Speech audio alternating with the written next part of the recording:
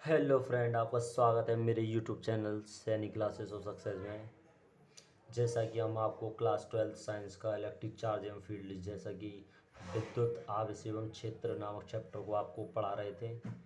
तो कल हमने आपको बताया कि गॉस की थ्योरम क्या होती है, what is the theorem of Gauss, यानी गॉस थ्योरम या हिंदी में कहें तो गॉस की प्रमेय क्या होती है।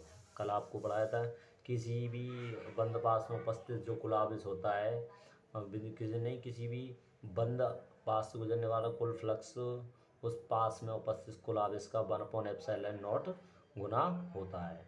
लेकिन वो 1/एप्सिलॉन नॉट गुना यानी कि वहाँ से हमें मिला था integration five D T equal to Q T upon epsilon naught. अब वो आता कैसे, उसकी आज उत्पत्ति बताएंगे। यानी कि आज हम आपको बताने वाले हैं कि गॉस की प्रमेय की उत्पत्ति किस प्रकार होती है। तो आइए टॉपिक की तरफ बढ़ते हैं। देखिए लिखा हुआ है गॉस प्रमेय की उत्पत्ति। आपको एक सर्कल दिख रहा होगा, ये सर्कल नहीं, ये गोला है जिसके अंदर क्या है, चार्ज भरे हुए हैं, प्लस प्लस प्लस चार्ज भरे हुए हैं, जिसकी रेडियस आर है, R for radius, Q T मतलब total charge, total charge, Q for आवेश, Q for charge, T for total, यानी कुल आवेश। समझे आप।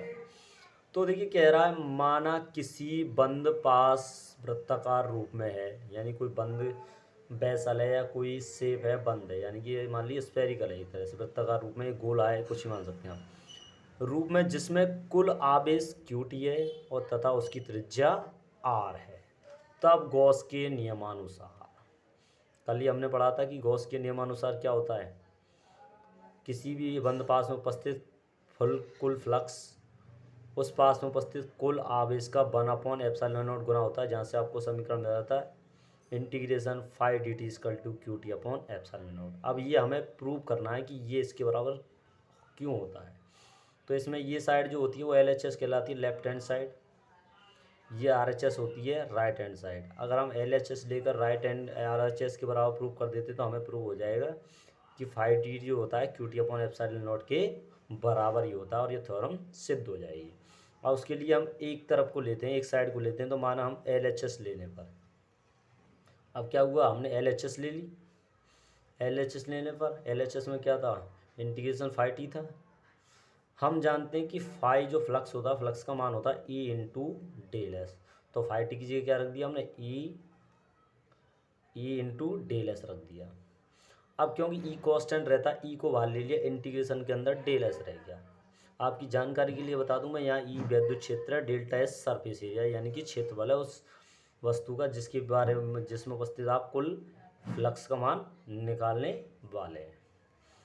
अब लेकिन देखिए, अब इसमें दे रखा है ई का मान हम जानते हैं, ई बराबर होता है 1/4 pi epsilon naught Q upon R square. ये वैद्युत क्षेत्र का होता है, हमने वीडियो में आपको पढ़ा दिया था, आप देख सकते हैं वीडियो में जाकर वैद्युत क्षेत्र के बारे में। वैद्युत क्षेत्र ई बराबर 1/4 pi epsilon naught Q upon R square. अब देखिए कह रहा है ई का मान रखने पर इसकी वैल्यू इसमें रख देंगे, यहाँ पर ई की जगह पर। अब ई की मान ई की जगह पर रखते हैं तो देखिए यहाँ ई है, ई की जगह क्या रख दिया हमने, ई की जगह हमने रख दिया 1/4 pi epsilon naught Q T upon R square. क्योंकि देखिए यहाँ क्यू था, लेकिन ये सभी के लिए क्वेश्चन, लेकिन यहाँ पर जो चार्ज है वो क्या है, क्यू टी है, तो क्यू टी लेंगे, इंटीग्रेशन डेल एस रहेगा। अब चूंकि हम जानते हैं कि इंटीग्रेशन डेल एस यानी टोटल सरफेस एरिया निकालेंगे, कुल क्षेत्रफल निकालेंगे, तो वो एस बन जाएगा। तो 1/4 पाई एप्सिलॉन नॉट था, क्यू टी था, आर स्क्वायर था, इन टू में इंटीग्रेशन डेल एस क्या बन गया, एस बन गया। अब देखिए एस की वैल्यू निकालते हैं हम। अब उसके लिए हम शेप को देखते हैं। शेप हमें पता है गोलाकार शेप है, स्पेरिकल शेप है, और हम जानते हैं गोले का क्षेत्रफल 4 पाई आर स्क्वायर होता है, यानी एरिया ऑफ स्पेयर। तो एस का मान क्या हो गया, एस का मान हो गया 4 पाई आर स्क्वायर। एस का मान 4 पाई आर स्क्वायर उठा के एस के स्थान पर रख देते हैं। तो देखिए 1/4 पाई एप्सिलॉन नॉट है, क्यू टी है, आर स्क्वायर है, एस की जगह क्या रख दिया हमने, 4 पाई आर स्क्वायर रख दिया। अब देखिए जैसे ही हमने रखा तो देखा हमने 4 पाई से 4 पाई क्रॉस हो गया और आर स्क्वायर से आर स्क्वायर क्रॉस हो गया, कट गया मीन्स। ऊपर क्या बचा, क्यू टी बचा और नीचे एप्सिलॉन नॉट बचा, तो उसको लिख देते हैं जो जो बच गया है। तो क्यू टी बचा और एप्सिलॉन नॉट बचा और ये आ गया आर एच एस के बराबर। यहाँ पर आपकी थ्योरम सिद्ध हो जाती है, प्रूव दैट इति सिद्धम। हम अब कह सकते हैं LHS = RHS होता है, यानी कि integration 5T equal to QT/ε0 ही होता है। इसी गॉस की थ्योरम कहते हैं। आशा करता हूँ आपको थ्योरम समझ आई होगी। अगर नहीं समझ आई हो तो आप एक बार और वीडियो देख सकते हैं। हमारी नेक्स्ट वीडियो के लिए हमारे चैनल को लाइक, शेयर और सब्सक्राइब करें और मिलते हैं नेक्स्ट वीडियो में। धन्यवाद।